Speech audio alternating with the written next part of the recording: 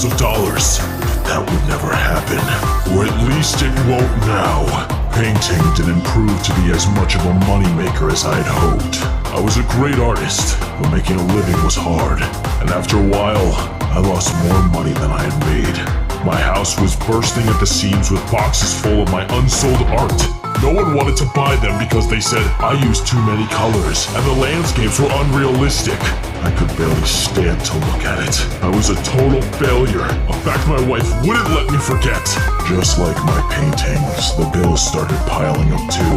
My wife was working 2 jobs trying to help us make ends meet, but it still wasn't enough. She started to resent me, and I don't blame her. I would resent me too.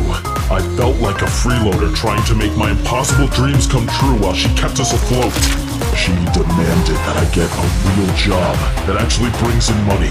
So I decided to become a fisherman and sell my catches at the local farmer's market, since I love the ocean so much. I liked being on the water, but each day away from painting on my canvas felt like torture. I wanted to draw and be creative. The boat was dreary and muted. I wanted to live a life of vivid rainbow colors. So, against the best wishes of my boss, I started sneaking my art supplies on the boat and painting something new every day, each better than the last. But that made me start to neglect my duties as a fisherman. I barely caught anything, and what I did catch was small and sickly.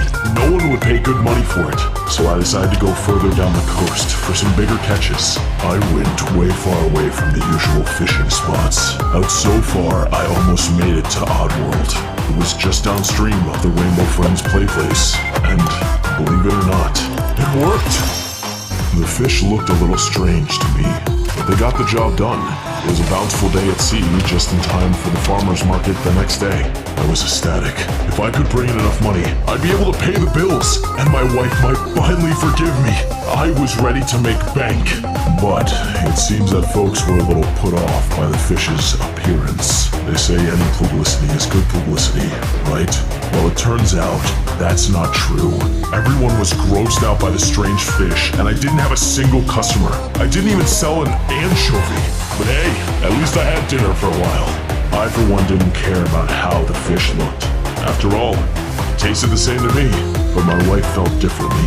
She refused to eat it. She said I was somehow even a worse fisherman than a painter. I felt horrible.